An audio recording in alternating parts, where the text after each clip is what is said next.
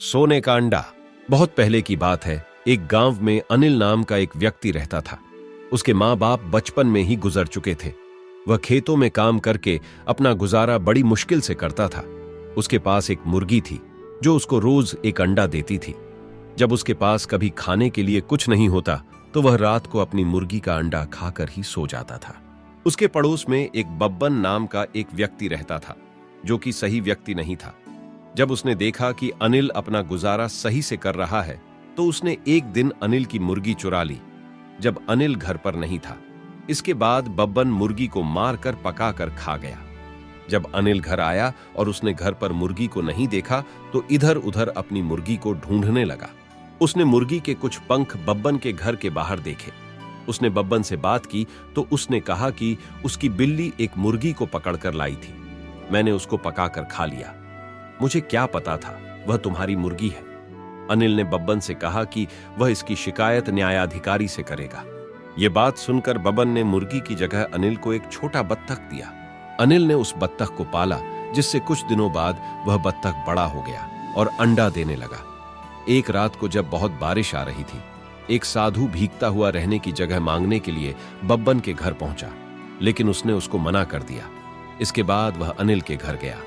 अनिल ने उसको रहने के लिए जगह दी और खाना भी खिलाया। अगली सुबह वह अनिल के घर से जाने लगा, लेकिन जाते हुए उसने अनिल के बत्तख के सिर पर हाथ फेरा। इसके बाद जब बत्तख ने अंडा दिया तो वह सोने का था।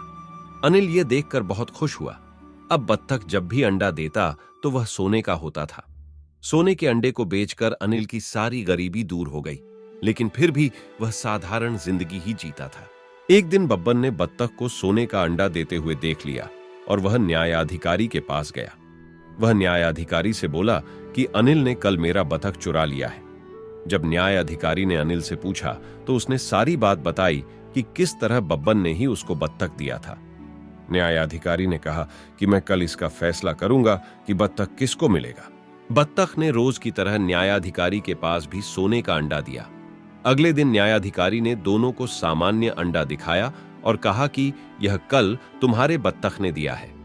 अलग पूछने पर अनिल ने न्यायाधिकारी को सच बताया कि उसकी बत्तख सोने का अंडा देती थी, जबकि बब्बन ने कहा कि उसकी बत्तख सामान्य अंडा देती है।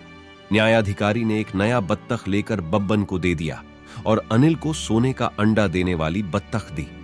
अली दोबारा सोने का अंडा देने वाली बत्तख पाकर खुश हुआ। शिक्षा: हमें कभी भी लालच नहीं करना चाहिए और दूसरों को देखकर ईर्ष्या नहीं करनी चाहिए।